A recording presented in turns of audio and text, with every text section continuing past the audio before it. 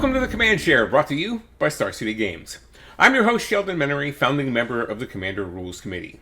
Each episode, I'm joined by one of my RC colleagues, and we break the show into two blocks. First, in the Command block, we talk philosophy, RC's high-level decisions, thought processes, what we're most recently discussing. Then after a brief interlude, we talk practicality. In the chair block, we lean back and enjoy the game, the cards, the decks, the tech that the RC brings to the kinds of games that we like to play. In this episode, I'm joined by fellow RC member Toby Elliot. Hey everybody, glad to be back. To be back. This is your chair too, Toby. Occasionally. So I know you're in the midst of a big project at work, so your TV time is pretty limited. Are you watching anything with some of the time that you have? A few things. I actually watch an awful lot of British mysteries set in the middle of England in tiny towns where they have like 20 seasons and I think they kill everybody. But that's just because Jen's watching and I happen to be on the couch. In terms of stuff that I've been watching, I just finished all of She-Ra, which was shockingly good. I've heard that. I tried to watch one episode, and maybe it was too late at night, and I was drifting off anyway. So I've heard that positive imagery, diversity, female power, the kind of thing that we should check out. Well, all that, but it's got some really it plays with the concepts of good and evil and right and wrong really well, and even like 4 or 5 seasons in, you're not actually certain who are the good people and who are the bad people, and it changes constantly. So people you are absolutely convinced are going to be the main villain by season 2, you're like, by the end of season 4, you're like, and they're now actually really the hero. So it actually does some really interesting stuff with that. There are also, every once in a while, they sort of decide to go off script and do wacky episodes, and those episodes are astonishingly good. There's one where they all do role-playing, like literal D&D, and it's nice. Basically they're Rashomoning each other. How do we see all the other characters? And it's goofy as heck and actually really impressive. Neat. So yeah, those British middle of nowhere mysteries. It's like a 50-year-old woman is the only policeman in town, kind of. It doesn't matter, but the key to those things is that they're always like, oh well, now this week it's the village fair, and the village fair attracts 40 people, and that's because it's fine because it's a lovely, cute, quaint, small English town. Sure. But we've killed more than 40 people at this point. It's like, if I was living in this town, I'd be like figuring out how the heck could I get out of here now. Yeah, that's like, somebody said, what was the Angela Lansbury thing? Murder, She Wrote. Murder, She Wrote. Yeah. If Angela Lansbury shows up, you just leave. You go elsewhere. Get out of there. Because somebody's getting murdered. All right, you have to pick one. Mm-hmm. One nerdcore TV show of all time and give up the rest. What is it? So the way you phrase that is actually kind of challenging. Okay. Because my favorite show of all time by a good chunk is Firefly. Sure. Which I adore and I think is amazing, and but one of the things there is that Firefly has like 13 episodes. Yeah. And if I have to give them we all up, just finished running it. Yeah, Gretchen and I just finished the last episode. And they're basically all fantastic, and it's a perfect little show, and it never had time to be bad or anything else. But it's 13 episodes, and if I have to give up everything else, right, that's not much. If I have to give up something else, I'm gonna have to find a show where there's 150 episodes, right? Just so I'm not watching the same stuff over and over and over again. So I think the answer to the question phrased that way is probably Deep Space Nine, which is far and away the best of the Star Trek series, and was actually a really compelling watch. No disagreement that it's the best of the series. And there's some argument for Sisko being nearly as good a captain as Picard. Very different, but I mean, they're serving very different roles. Sure. But the key there is there's 150 episodes. Most of them are pretty great. And so you've got good watching for a long time if you have to give up everything else. Yeah, that's a fair call. All right, let's move into the things that the people want to talk about. And in the command block today, we're going to talk about process, about the RC process. So most folks who have heard of us on the Commander RC know sort of in basic terms what we do.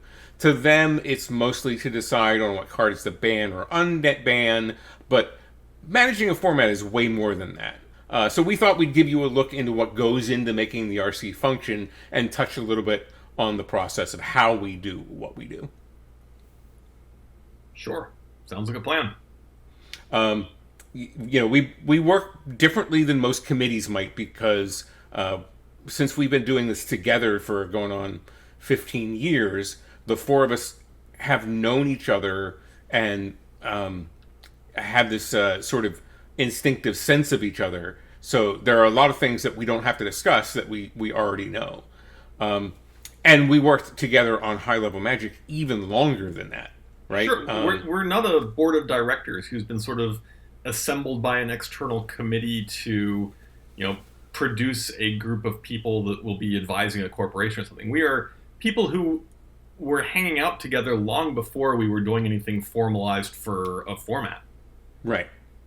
Yeah, do you remember what our first event was together? My memories are pretty vague, but I seem to recall you running a Chaos draft.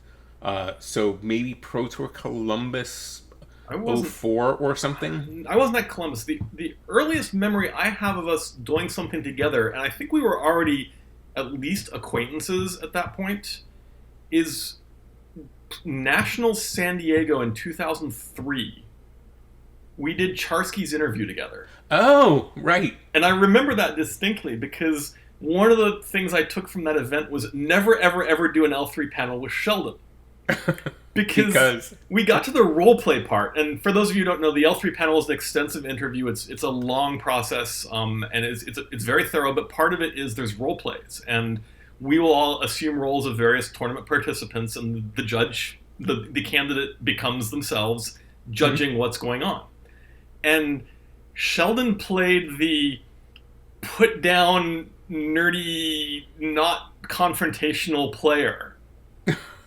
And the moment he started doing that, I just started losing it. Like, I'm a reasonably good role player. I can do all the stuff, but for some reason, Sheldon set me off. And every time we've done a role play together like that, I just lose it and can't actually continue. So I have distinct memories of that because I was unable to complete an L3 panel because I was laughing too hard. Yeah, I think that back in the day, we may have let those... We may have lost control of a few of those and let them become sillier than they should have. Well, it wasn't they were sillier. It was that the idea of you playing this completely passive person who was totally oh my God, I'm sorry, I don't think I did anything wrong. What's going on? I was like, this is such not the right image here. I was acting. Yes, and you were doing a far too good a job of it because it was hilarious. But yes, so that's my first memory of us working together. But I'm pretty sure we did the panel and we already knew each other. So it wasn't like that was our first meeting. Like we had maybe done a GP or something before that. Were you at Pro Tour Boston in 2003? It might have been then. No, not the Pro Tour. I don't know then. Yeah. It's lost to the mists of time.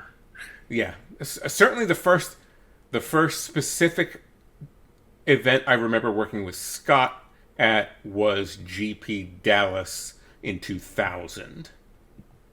Well, the first event I remember working with Gavin at was either GP or PT Boston in 2005 because I saw a Gavin Duggan on the roster and said, that's odd, I know a Gavin Duggan.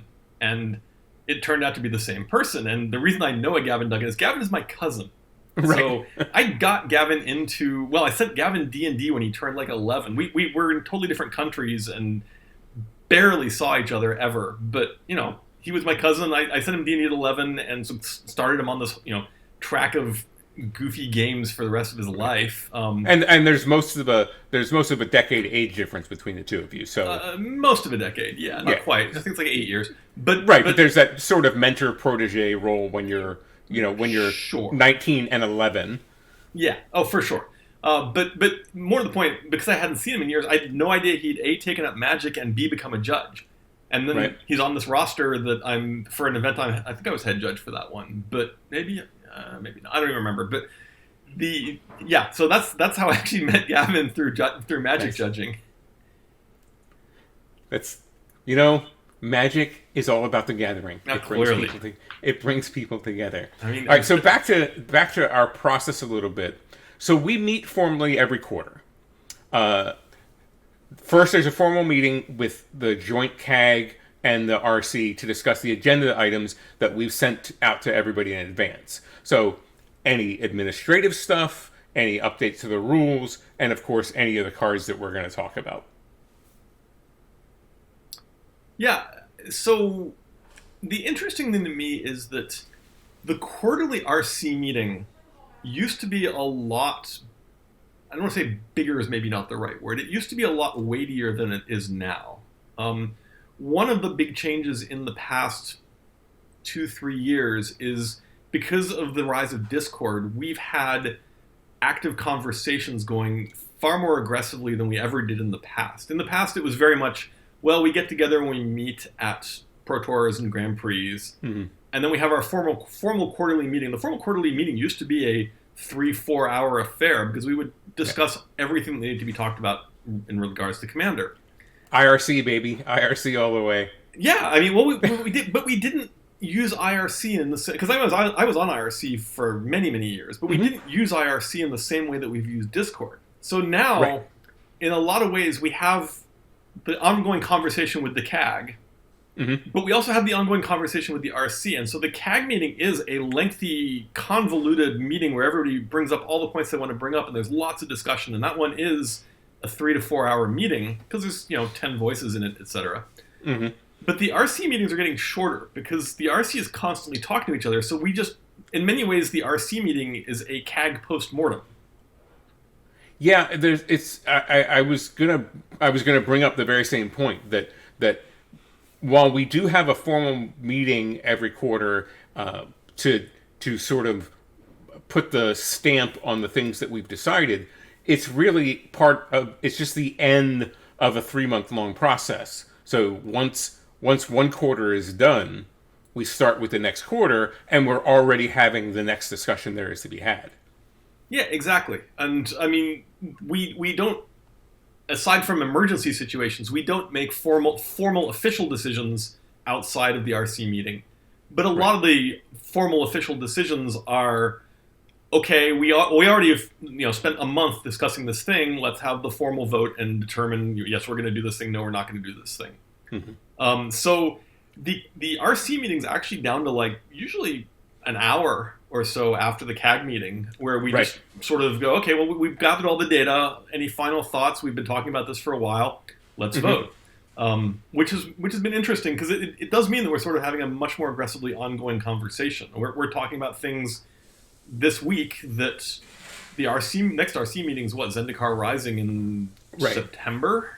Yeah, I mean, we won't formalize any processes, but we will definitely be chatting about stuff right now. And it also has given us this ability to more aggressively throw out crazy things just for discussion and chats. And hey, maybe we should talk about this, or hey, what about this wild idea? And Gavin's always coming up with crazy new formats and stuff he wants to talk about. And well, what do we do? How do we talk about this thing here? And well, Toby throws out some crazy new rule idea and all the rest of it. And that, because it's an ongoing conversation, I think we're more willing to be creative and throw out weird ideas that we know probably won't go anywhere, but are worth just chatting about to see what happens.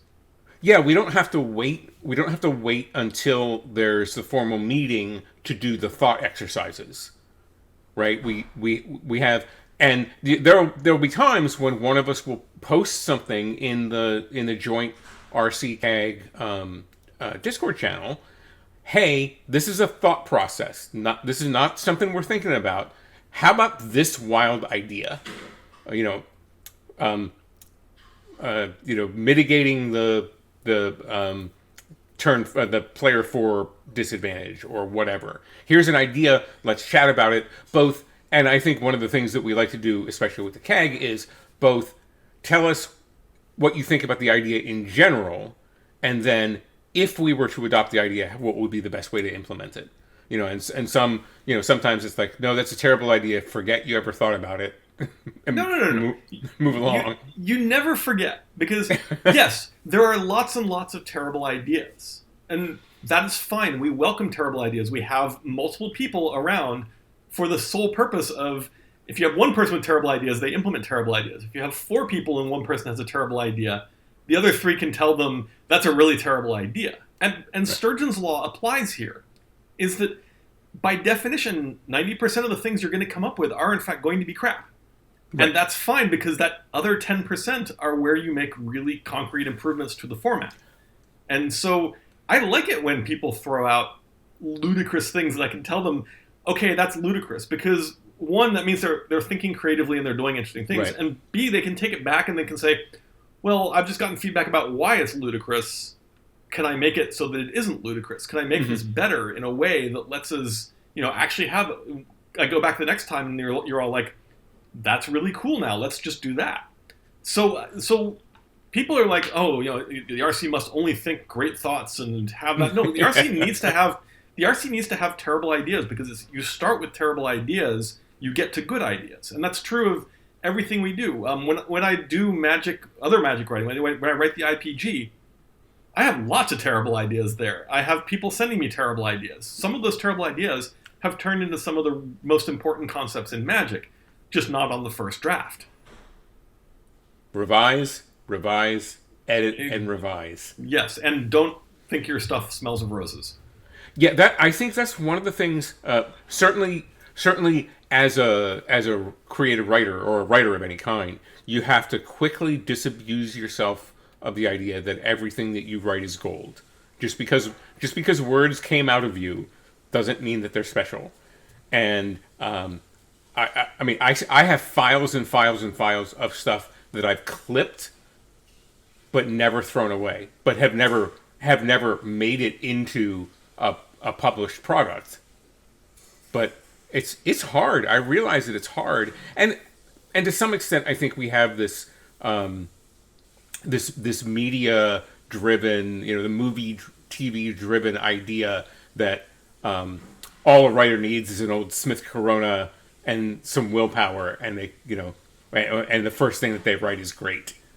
And that's not the way any kind of writing works. No, Sturgeon's law is a powerful force of the universe. Powerful. So it's interesting that what do you see? Is there anything that you think we might have lost in this new world where we're constantly chatting together? Okay, before, in a given quarter, we'd probably see each other twice, or 1.5 times, or 2 of the 3 of us, or 3 of the 4 of us, or 2 of the 4 of us would see each other. Is there anything from those days you think maybe we've let go by the wayside? So it's a little interesting now because, of course, the pandemic has changed so many things. Yeah, right. I mean, I haven't seen you this year, which is unusual in terms of, normally by now, you and I and Scott at the very least would have gathered in Florida at least once. I mean, I know we would have because we had to cancel. But, right. And what I think we've lost, and I don't consider this a huge loss, but there was a sense of importance to the old RC meetings that we don't really have in the same way anymore. And before, because they were very structured and very formal, and this gets back to my previous point, was you brought your best things to the RC meeting, and it was treated very seriously, and this was time where it was extremely devoted, very focused to being an RC meeting.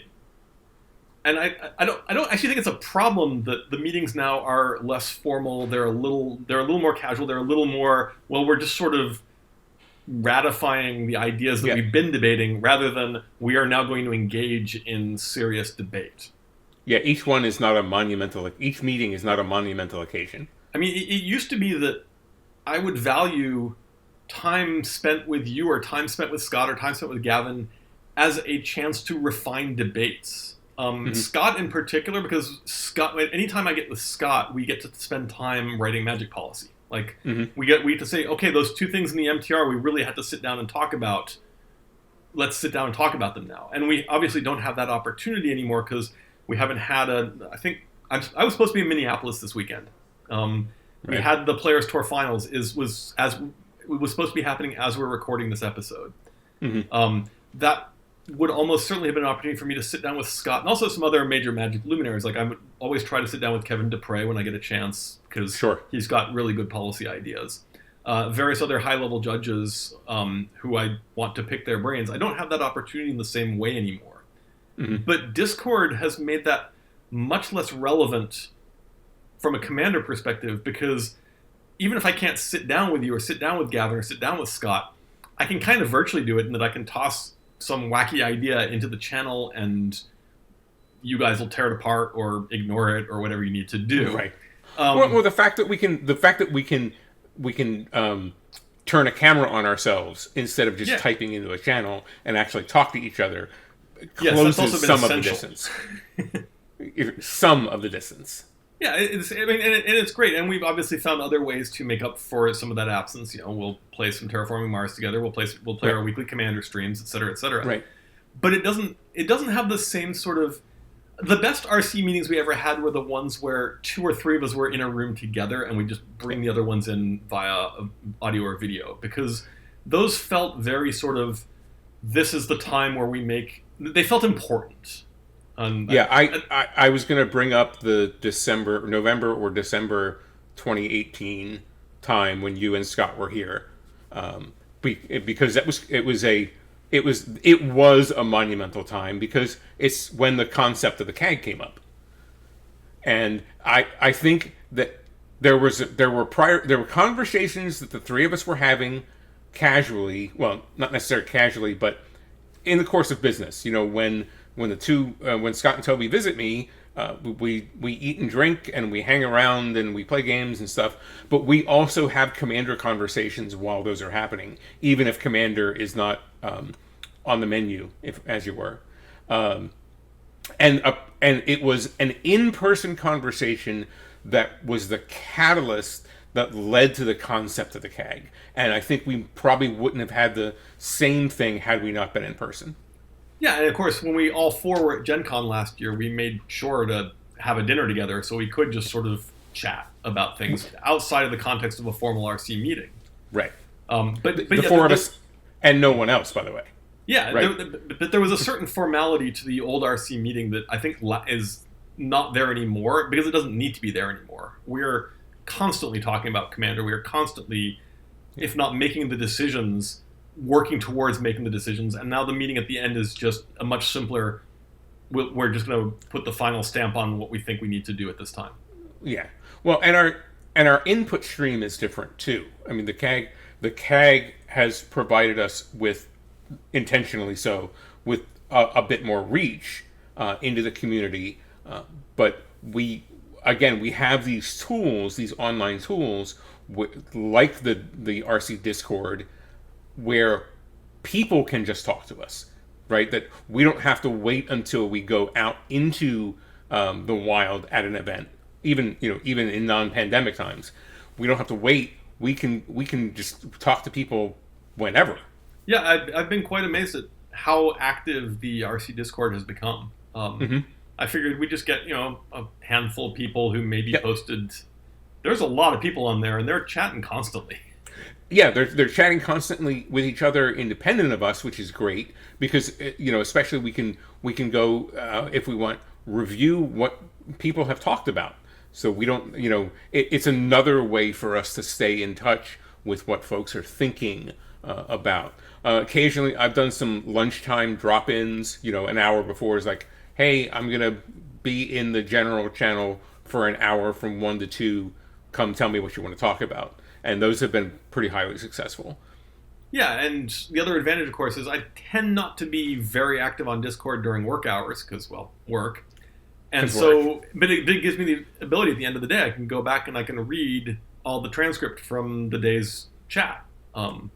It's all still preserved there. It's not like, there's no sense that, oh my God, if I'm not there right now listening to the Discord, I'm never going to find out what's going on. It's all still preserved there and we can go and read it.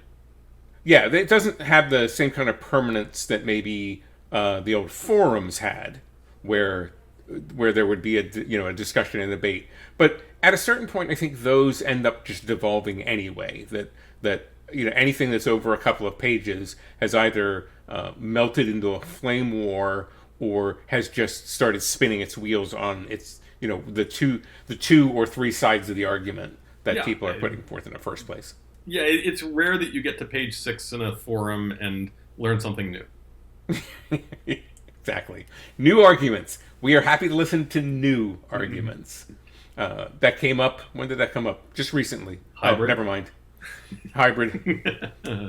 New arguments. So we also vote in a somewhat unusual fashion.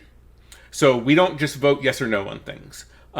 Each member assigns a value from +2 to -2, describing how strongly they feel about the issue at hand. Plus is for an unban or to support a motion. Minus is to ban or to reject the motion. Then there's a threshold of ±3 to actually make the change. And one of the reasons this works is because we know that none of us are gaming the system. Again, it goes back to the fact that we've been doing this together for such a long time, and we trust each other to not. Well, okay, I only feel +1 about this, but I'm gonna vote +2 because reason, right? So I think the system that we use accurately reflects how strongly somebody feels as compared to a yes or no vote. So, yeah, like I said, if you truly think -1's the right answer, that's how, when Toby votes -1, I know that -1 is exactly what he means. Do you remember when we came up with this? I don't. I know every time we talk about a vote for an unban of a card or a ban of a card, the first conversation we have to have is, okay, so which way is -2 again? Right. Because we can never remember. We always have to remind ourselves, okay, if in this situation, if you are voting -2, that means you want to unban this card or whatever. We can never remember. We started using that. I feel like we did that after one of the meetings where some of us were at your house. Okay. Because I have vague recollection of a conversation around it, but God, I have no idea. Maybe when I don't know. It's at least 5 years at this point we've been using the strategy. Probably more. I mean, Alex was on the RC when we were using this. Oh, okay. Wow. So it's been quite a while. I'm trying what the first ban would have been that we used. I mean, we certainly were using that by the time WorldFire got banned and Gristle banned, which was 2011. So yeah, that was a long time ago. Yeah. No wonder we can't remember. Yeah. It's been quite a while. If we only had an RC historian. Yeah. BDM, where are you? I mean, Cryogen has been pretty good. Cryogen over on MTG Nexus has been pretty good at least keeping an archive of of all our decisions and stuff. From an announcement perspective, he's done a fantastic job there. But of course, he can't answer questions like, well, so when did Sheldon and Toby meet? Right. Although once somebody reports that and he records it, it's there. Yes, it's there for posterity.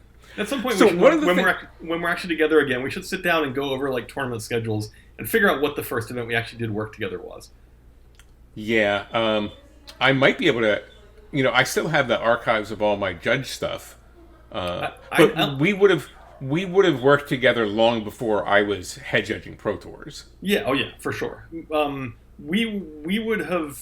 I probably only did 4 events prior to that U.S. Nationals, so it's probably not that big an overlapping set. We'll take a look. Right. I mean, all I know is I'm pretty sure I promoted you to level 5. Yeah, that was a long time later. Back when I had the power to do such things. So yeah, our process.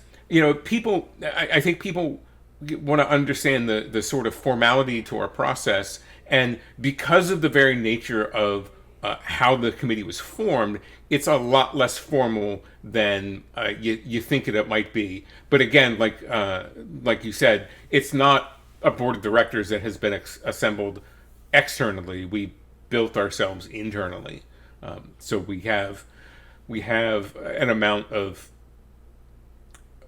rapport that another board of directors might not. Yeah, I mean, we aren't a board of directors where we are randomly called by the company every quarter to go and debate employee compensation. Right. That's not our role. That's not why we're here. And honestly, we'd probably be less effective if we were sort of structured that way. Right. And which is why I think for the going into the future that it's important to foster, mentor, develop, cultivate the next generation of the people that are going to be on the RC.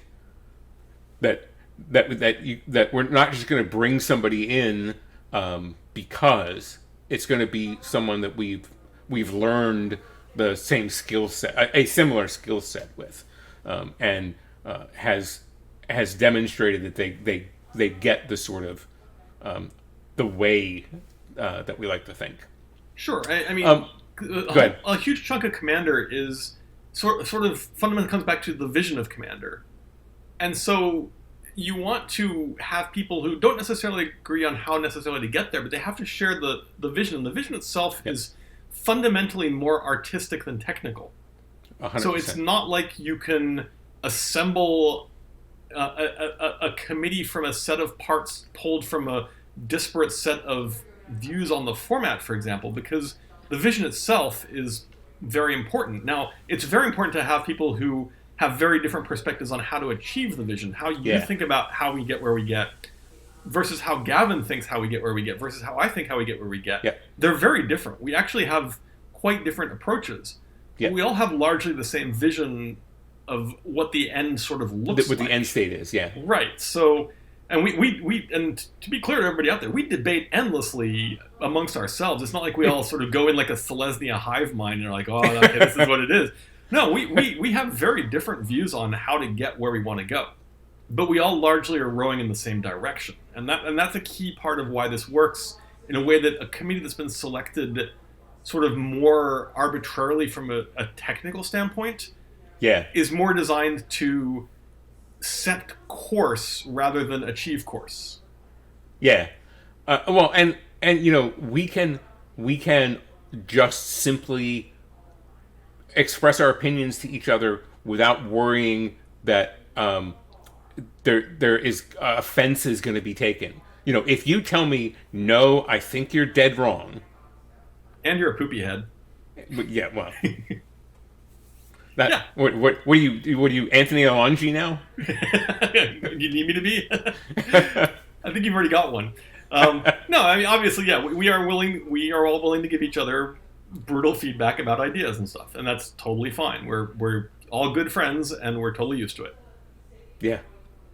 Just very recently, the meeting before last, I opened the RC CAG meeting with a relatively jarring statement, intentionally so, without having it passed in front of the other three RC members, and they were not shy about privately saying, I'm not sure that's the way I'd have done that. That was not the optimal solution there.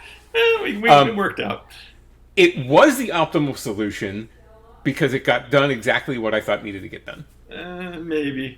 Not sure I agree. Anyway. But it did. So, one of the things that folks don't often think about is that managing the format also means representing it. These days, that means mostly digitally. In the day, it was going to Pro Tours, going to GPs, going to Command Fest and whatnot. But now, I mean, we still have to champion the format as well as make decisions for it. Yeah, I mean, obviously, the format's reach is far more enormous than any of us ever could have predicted. We're still fairly anonymous. I don't think that's a huge problem, but it's nice to be out. And by anonymous, I mean that people are aware that there's an external body of people making the rules for Commander that isn't wizards. Right. Some of them are aware that you exist. Right. And a very few are aware of who the other people are. I mean, it was kind of nice for many, many years. I used to post on the Commander Reddits and forums. Nobody, my Reddit name is my name. I'm not a huge fan. I have one pseudonym I use online, mostly when my actual name's not available, more than anything else. I don't particularly believe in hiding my identity. Sure. But the number of people who would just not realize that I was posting from a position of authority was very, very, very high. Yeah. I think it's important that people understand that there's an RC out there. It's not, to my mind, as important that they understand exactly who is on it at all times. Like it's important to know there is management. The details of who that is, maybe not as important. But it is important for us to be out there from a perspective of showing what Commander is, or what, as I said earlier, we're aligned on a vision, and we want to show that vision. Again, we don't necessarily need to show the sausage; we just need to show the vision. Right. Yeah, we don't want to. Yeah, nobody wants to actually see how it gets ground up. Right. Exactly. You don't need to know exactly that. Okay, well, there's one member of the rules committee who is very rules oriented and tends to know how to make that sort of thing work, and there's another one who's got all the crazy out of the box ideas, and there's another one, and et cetera, et cetera, et cetera. That's all. What you need to know is there's a bunch of people behind this. They have a lot of experience doing this stuff, and they're going to keep looking out for the vision. And here's the vision, because this is what's the important thing. Yeah, right. Go read the philosophy document. Yeah, exactly. All right, I think we've done enough command for now. Why don't we shift gears? The folks that come on this show have been playing the format for a long time. We run cards that some newer players may have never heard of. We discuss some of those cards each episode in our feature segment, Hidden Gems. All right, Toby, hit me with a good one. Well, so I would not have come up with this one, except I played it on stream on turn 2 this Thursday, and people kept constantly typing it into the chat to try to figure out what it was. There's a card from the original Mirrodin block called Vidalcan Mastermind. And Vidalcan Mastermind costs blue, and it has an activated tap ability for blue that is return target permanent to its owner's hand. Oh, sorry, return target permanent you control to its owner's hand. Yeah. This card is wonderful, especially the fact that it's permanent. To give you an example, at one point during the game, I had Erratic Portal and Vidalcan Mastermind out. I think Gavin played some sort of thing that was going to blow up the entire board. So I tapped Erratic Portal to return Vidalcan Mastermind in my hand, and in response tapped Vidalcan Mastermind to return Erratic Portal in my hand, and recovered very nicely. Yeah. The card abuses enter the battlefield triggers like crazy, and just generally has a lot of board presence for a 2-mana spell. I tend to use it in all of my bounce and annoy and confuse blue decks.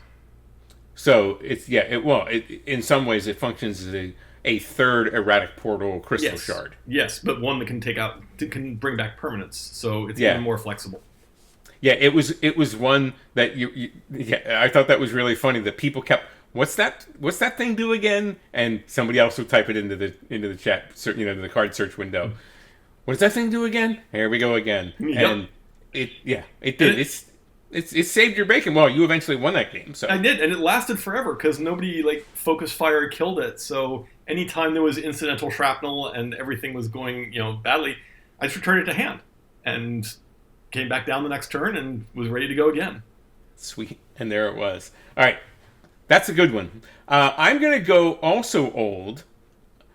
This one's Endless Whispers. It's an enchantment for black and 2, and each creature has, when this creature is put into a graveyard from play, obviously from the battlefield, choose target opponent. That player puts the creature card from the graveyard onto the battlefield under his or her control at the end of turn. Now, this has certainly implications with Commander Dice triggers. Maybe. It certainly has implications with Phage the Untouchable. And back in the day, maybe the second or third time I was building a deck, I built and played Feldegriff, and it was fine, and I don't think I had anything else yet. It was like, I want to play with Endless Whispers, and then obviously Phage came to mind. So you just give Phage to somebody, after you Yep. sack it, and Yep. and then goes back to the command zone. I have played in some pretty crazy games with this, with a river kelpie on the battlefield, which has drawn some cards, and Yep. in a very memorable game that Chris Shipper, Thromo King on the Discord, was in at SCG Con. There were at one point 3 Elish Norns on the battlefield to go along with an Endless Whispers. Oh dear God. And things. It's just one of those cards that's going to cause craziness whenever. I don't think you have to build. You don't have to build it with Phage to abuse it, but it might be nice. It's nice for some of the tricks that you like to do with Jinx rings and things. Give ticking time bombs to people and see what they do with them. I do like giving people ticking time bombs. Yeah. So I have a question here. Yeah. I've been on the command chair 3 times now. Okay. And all 3 of your hidden gems have been black. Coincidence? Certainly, it was certainly unintentional. Yeah, no, it's just funny. For those who don't know, in terms of like guild affiliation of the RC, we have Orzhov, Rakdos, and Simic. Yeah. So I think you're going to see a rather heavy representation of black cards among the hidden gems. On our hidden gems. Yeah. Yeah. I mean, Scott and I are definitely Orzhov, the only true guild. Gavin is Rakdos. Yeah. Well, he's just Chaos Incarnate, right? And then there's me. the timiest of all the RC members. The Mad Scientist Guild. Yeah. All right, we've gone into the mine and found some hidden gems. Here's hope that it inspires you into doing a little spelunking of your own. Into the chair block. Let's lean back and talk about cards. Jumpstart is going to be out soon. So, what's the quick Toby assessment here of the set? Jumpstart's a really interesting product. I'm struggling with it a little bit in that I think there's actually something really cool here, but I'm not convinced that the audience is quite right yet. Because Jumpstart actually strikes me as a really cool way to get people started in Magic. Like, this is for years they've tried to do Planeswalker decks, they've tried to do various intro packs and things like that. None of them have really resonated that well with getting people into the game. Ironically, the product that's probably been most successful at getting people into Magic has been the Commander decks. Yeah. Which is like, oh no, this is not a good thing. This is where like I think we talked about this last time, or maybe it was on one of the podcasts. We talked about Commander's an awful way to learn Magic because you forget how hard it is to learn Magic. But we recognize that there's a lot of people learning Commander. Jumpstart seems like actually a really cool way. Mm-hmm. But they've also gone and put in an insane amount of both highly desired and complicated reprints. Yeah. Which was a big surprise to me. This was not a set I expected to see a lot of really compelling reprints in. I figured that those would be saved for Double Masters, Commander Legends, etc., etc. There's a shocking amount of like really good cards, which pulls this product in 2 directions. And I'm not sure that those directions are necessary. I mean, maybe they're just trying to appeal to everybody here. But I wonder if there's like a pulling, especially in a world where we're having supply issues, whether that's actually going to undermine what they were trying to do in both directions in the long run. And maybe we resolve the supply issues and it's fine. But a beginner product that's hard to get your hands on because the experts are buying it up for the really cool reprints is interesting. Yeah, well, it's called Jumpstart, so it's obviously meant as a gateway product. And I certainly know that R&D, or Studio X, is now very sensitive to the fact that Commander is a gateway product into Magic. It may not have been intended to be so, but it's an easy product for people to pick up and start with, and then realize that it's not necessarily a beginner product. And a gateway product and a beginner product probably need to be the same thing. In the ideal world, they are, which is why Yeah. I actually really like Jumpstart for its potential as a gateway and beginner product. I don't know. We'll see how this experiment goes. Yeah, I certainly, I've had to keep my trap shut for the most of the last year about the fact that Oracle of Moldiah was in the set. Right? People like, reprint Oracle of Moldiah, you cowards, and I'm like, and I can't go wait for it. You just have to let people. You have to let people scream at clouds. And Can I go on a mini tangent rant here? By the way, yeah, go ahead. Do X, you cowards, is like the worst way to achieve a goal imaginable, because the cowardly thing would be to give in to the random person yelling at you. Like it's literally accomplishing the opposite of what you're trying. Setting aside, you're trying to meme it or whatever. Right. If you actually parse what they're saying there, what you're really saying is, if you want to demonstrate you're a coward, you will do this thing. Right. Anyway, rant over. Well, most people are using it. Well, I hope that most people are using it ironically anyway. But yeah, let's not start debating the subtleties of internet communication. Yes, no kidding. So by my count, there's 36 new cards in the set, which includes the five land cycle. Have you seen any of them that do you think are going to pose any rules problems? No, they're all fine. Anthony and I on the Commander community last time talked about the reprints, and we talked about reprints in general. So why don't you and I talk about some of those new cards? We certainly don't have time in an hour to talk about all 36, so I thought maybe we'd pick a favorite from each color and go from there. And for the purposes of this, if we both have the same favorite, since there are so few, they can be the same. Sounds good. Hit us with your white pick. So for white, I'm like, there's not a lot. One card that sticks out is, at least when I tend to look at cards, what I'm actually looking at is how cool and interesting a design is this. Like, the power level is sort of a secondary consideration. This is a powerful and well-designed card, is amazing. That's like a home run. But I tend to look for like better designed cards rather than the most powerful. So the odds are I will not give you the most powerful card. The card that like interests me from a design perspective in white is actually Brightmare, which is one of the uncommons. When it enters the battlefield, you tap a target creature. You gain life equal to that creature's power. Now, maybe it's the games I'm in where you consistently have Lords of Extinction and Giant Creshes and everything else.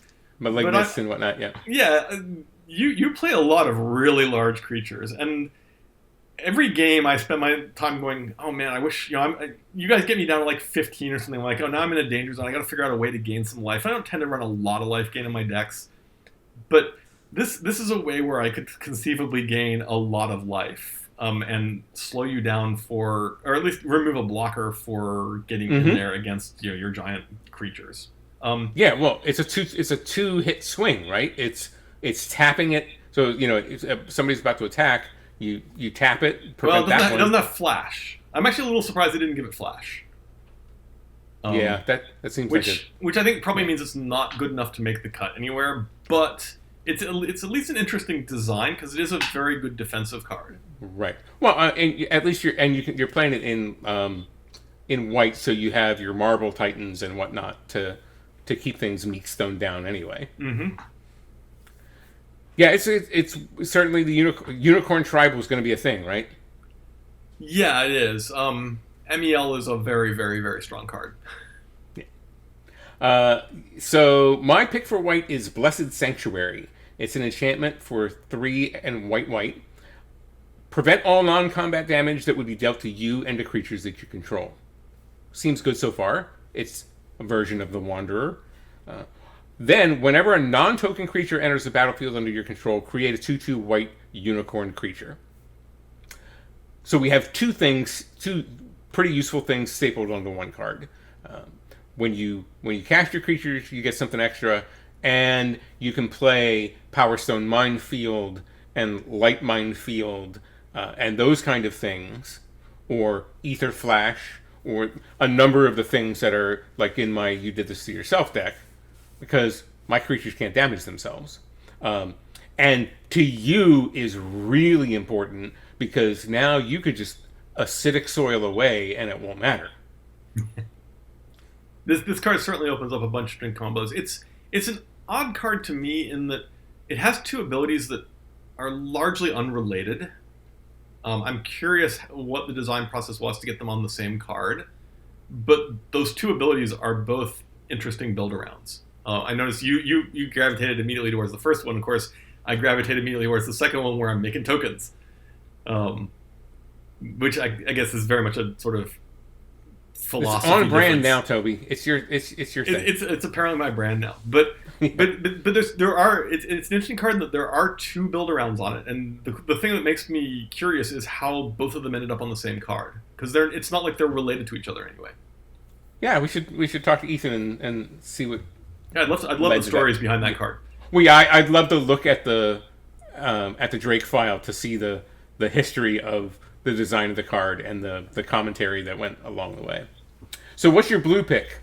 So blue is actually easy because this is my favorite card from the set, and it's Ineaz the Gale Force, Which is also mine. So yeah, I saw this card spoiled, and I immediately went into the RC chat room and said, "Oh, I found my next commander." right. And I typed it, and Scott's like, "Yeah, you just picked the worst possible thing for a stream." And I'm like, "Yeah, you're right. I'll build it after we're out of when we can actually go back to paper magic." Because I don't know. You have seemed to not care about the webcam game idea anyway. We definitely on the RC stream make liberal use of our infinite tokens and post-its and scraps of paper. We do, but most of the decks that I've been running have made use of it in that I take somebody else's stuff, so largely the burden is on me. If we're passing it around, every time we move a thing, four tokens need to be produced. Right. It's a lot. It's the same reason I would never play Zedra or a Thieves Auction style deck on camera. It's just it's the reason we haven't seen my Amanatsu deck yet. Yeah, exactly. It's the same thing. So this card is awesome in that whenever three or more creatures you control with flying attack, you basically rotate permanents right, and you get to choose all the permanents, and it's not targeted, which is actually an important thing to note. This is another card where it has two abilities on the card, where I'm like, it doesn't really need two abilities. It's also you also pumps your attacking flyers. Actually, any attacking flyers, I guess you can do it for your opponents. And I'd kind of like to see that on a different card, just from a conservation of cool mechanics perspective. There's not a reason to have both of these things on the same card, but it's not an egregious example of this. But the second ability is exactly the sort of thing I want in Commander games, where me too. Crazy things are going to happen. I'm a big fan. Yeah, it's exactly why I picked it as my favorite here too. Interesting point. You could play this as a mono blue commander if you wanted to. I mean, its color identity is white blue, but nothing says that you actually have to play white. You could certainly play all blue, and then you could still activate the ability anyway because of the hybrid mana. Yeah, and he works just fine in mono blue or blue white. Okay. Do I have to put $1 in the jar? Oh, because you said hybrid? Nah. Hybrid mana is fine. There's nothing. Hybrid mana is a very nice, elegant mechanic. It is totally fine in Commander too. It works exactly in Commander as it does in every other format. Yes. In every other format. Yeah. Let's move on to black. What do you got? There's only 4 cards in black, which doesn't give us a lot of choices. Right. By process of elimination, I think it's probably Witch of the Moors. At least that has an interesting ability to build around. Tiny Bones is too sort of harsh for my liking, and the other two are like, eh. Witch of the Moors is a life gain card, so it's probably going to go into Orzhov decks. And if you gain life, each opponent sacrifices a creature, and you return a creature card from your graveyard to your hand. That's a pretty powerful ability. I mean, that's a many for 1, or many for 0, really. Yeah, this is. I mean, it costs 5, so it's not ridiculous, but this card's going to take over some games. Yeah, well, when it's as simple as maybe now you think about playing one of those ETB tapped lands that gains life. Because... well, yeah, maybe. Maybe. Well, the decks that are going to want this have no turns in which they don't gain life. Yeah, certainly certainly every Aloro deck is jamming this, right? Well, yeah. Good lord. Oh. Yeah, I mean, every deck that knows they want this card really, really wants this card. This will be a very, very good card in a bunch of decks. But it won't be the ones where there's like chip life gain. This won't go into decks that incidentally sometimes gain life. This is a card for a dedicated life gain deck. One where after you play this card, you would expect to gain life every turn. Yeah, I expect that I'll probably put this in my Carador deck because it doesn't necessarily actively gain life, but it does gain life a lot of the time. Is there like excessive redundancy with your Carador deck? I mean, the returning a creature card from your graveyard to your hand, Carador is already taking care of a lot of that. Yeah. I just like making you sacrifice stuff. The sacrifice part is extremely relevant, for sure. I'm fine with that because I have 13 Pegasus tokens. On brand. Staying on brand. All right, moving on to red, where we finally disagree. What do you got? Well, it's not that we disagree. I have picked a card, and then again, this comes down to interesting design versus brute power. Right. There's a card called Chain Brute that I really like from a design perspective. It's actually, I think, subtly very powerful. It costs 2, and it's a 4/3 creature, which is already like way above rate stats, especially in red. Right. It doesn't untap during your untap step, but traditionally for cards like this, it would enter play tap, but this one doesn't. Which means this guy comes down as a 4/3 blocker on turn 2. That's a lot of rattlesnake. That if you're any sort of defensively minded red deck, this card might have an interesting potential in it. And then it has a bonus second ability, which is it's got to sacrifice another creature ability. And I'll note that they made this cost 1 and sacrifice another creature, which I really appreciate. The early days when they had cards that were just sacrifice a creature, the lack of a mana payment makes those cards a little problematic from a design standpoint. Goblin Bombardment. Goblin Bombardment being a famous one. But in general, mana payment is actually a really important gateway to a lot of stuff. Yes. You can't do like weird infinite loops and things when there's a mana. I mean, you can, but you have to work a lot harder for them. You have to work harder, yeah. So I mean, and the sacrifice ability just untaps on Chain Brute. That part's not very interesting. But this is a 4/3 for 2 with a minimal downside that has a sack outlet in it. And that to me at least is an elegantly designed card. It may not be powerful enough, but it's something where I like look at it and I think, I would be happy to have designed that card, and I'm going to think about whether it has a role as early defense in some decks. I went for the somewhat less elegantly designed Spiteful Prankster, which is just a boot to the head. As long as it's your turn, Spiteful Prankster has first strike. It's a 3/2 for 3. That's not important. When another creature dies, Spiteful Prankster deals 1 damage to target player or planeswalker. That's the important part.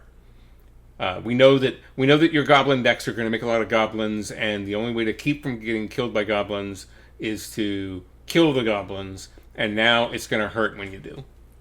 This is another one of those cards, by the way, where I'd like to know why. Where I'd like to have been in the room when they put 2 abilities on that aren't really related to each other. Somebody, if my experience tells me anything, it's that it didn't have the first strike part on it. Yeah, I'm sure it was designed with just the other ability on it. And somebody's like, I don't know, this doesn't seem that good at 3 mana. I don't know, that seems awesome at 3 mana. Yeah, I would pay 4 for this. Yeah. There's been a sort of power creep trend, I think, recently where they drop extra abilities on cards. And I don't know what the motivation is or where it's happening in design. I mean, it's making for more powerful cards, which certainly has some upsides. But yeah, it's weird that they're just sort of there's just these extra abilities appearing. And I mean, I understand that Magic has an enormous design space, but when I see multiple abilities crammed on a card, I'm like, well, that could have been 2 cards. You're wasting it. You're wasting it. Well, maybe the thing is there are so many cool designs. Yeah, maybe that's what it is. You need to put 2 onto 1 so that you can get to the next cool design. And that's quite possible. There's like we have so many ideas that we're going to cram them all on here. Yeah. Well, and it's a way to do power creep without too much creep. Just adding scry to something is a pretty easy way, or cycling is a pretty easy way to power something up slightly without completely wrecking it. I for the record, I love using cycling as a minor boost to some basic cards. Like it's a super mechanic for that sort of thing. Yeah, I agree with you 100%. What do you have for green? I'm shocked you even need to ask. There's Branching Evolution, which is a 3-cost doubling season just for counters. I mean, how Timmy? I mean, it's the Timmy card. It's very on brand for me. It'll probably make an appearance in any decks where I want to be doing counters. I mean, Doubling Season's a fine card. It has problems though. The big problem with Doubling Season, of course, is Planeswalkers. It was designed before Planeswalkers. It interacts, in my opinion, not well with Planeswalkers and is a problem. Agreed. Putting the parts of Doubling Season that are fun, which are the double tokens, double counters, onto different cards, I'm all in favor of that. It also has really cool art. I've got to figure out who that artist is. But yeah, so that card is completely on brand for me, and I love Doubling Season variants that don't have the Planeswalker problem. Certainly, Doubling Season. Since we talked earlier about process. Doubling Season certainly has come up in more than one RC meeting as a card to really, really look at. Because of the Planeswalker problem, right? Not if it didn't have the Planeswalker thing, we wouldn't have ever even talked about it. No, it's all about the Planeswalker problem there. My pick for green is Towering Titan. For 6 mana, it's a 0/0. Oh, that's terrible. When it enters the battlefield, however, it enters the battlefield with X +1 counters on it, where X is the total toughness of other creatures that you control. Speaking of on brand, you making giant creatures? So yeah, I mean, following up a, say, Lord of Extinction with a Towering Titan would be okay. Yeah. Or a Realm Seekers, or Multani. Yeah, see. Yeah. I'd even settle for something as small as Malignus. I think this card's great. I mean, I'm also into this card. Now, the thing is, it has a second ability that's sacrifice a creature with Defender. All creatures gain trample until end of turn. That does a couple of things. It's all creatures gain trample, not all your creatures gain trample. So you can certainly use that ability on an opponent's attack when they're battling into someone else. Obviously, you probably don't want them to do it to you. But yeah, you could come out of nowhere into a combat and make it suddenly a very lethal thing by that. But my favorite part about sacrificing a creature with Defender is the artwork in the card. And the card is a giant, and the giant she has clearly picked up a wall and is bashing stuff with it. Do we think that's the Animate Wall? Oh, maybe. It might be. Oh, man. It's sort of the right size and color. We should find out. Wow, that would be kind of amazing. But yeah, you're right. This is very much on brand for me. This is a card that I would love to play because it's gonna be way bigger than the 6 mana that you pay for it ever thinks it should be. And if you flip this off of the Lurking Predators that you've already gotten running, so much better. I also really like the design of the second ability here. I think that's a great sort of cool on-board threat that isn't over the top. It's because I mean it has a cost. The onboard threats where there's no cost, if this was sack a creature, all creatures gain trample, I would actually like this a lot less because then you don't have to think about it. It's just, well, I have creatures, I can sack one. Sack a creature with Defender requires you to play creatures with Defender. And that's not common, and that's an actual cost to play. So that makes you make interesting choices. Name 3 creatures with Defender that you'd want to play right now. Wall of Shards. Sure. It immediately comes to mind. Floodgate. Sure. What? I would have to think on the third one. Well, certainly Wall of Blossoms, Wall of Omens. Oh, yeah, yep. And Carve and Cariated. That's a quick, pretty 3. Wall of Roots. Yeah. Yeah. Okay, so there's some mono walls and some card draw walls. There's some walls that we can get to. Well, Toby, unfortunately, we've been sitting in this chair long enough, and it's time to wrap this episode of the Command Chair. If you're watching us on YouTube, please remember to follow, like, subscribe, ring those bells. We would really hate for you to miss an upcoming episode. Do you want to tell these folks where they can find you on social media? Sure. I'm Toby Elliot on both Twitter and Facebook. So I think I'm Toby Elliot on Facebook. I mean, I'm pretty sure I am. You can find me there regardless. Yeah, mostly Twitter is usually the easiest place to get hold of me. I'm usually present on the Nexus forum and sometimes on the Salvation forum, and I do lurk on Reddit periodically. And of course, there's the Commander RC Discord. The RC Discord. I'm on Twitter and on Facebook by my name, Sheldon Menery. Please tune into my other show, Commander Community, with co-host Anthony Alongi, every Monday here on StarCityGames.com and on YouTube. On Thursday at 8 o'clock, the aforementioned Commander RC Twitch channel. You can catch me and Toby, along with fellow RC members Scott Larrabee and Gavin Duggan. And you never know what kind of special guests will show up for Game 2, like Paul Bears Baronet showed up, waited nicely for our game last time.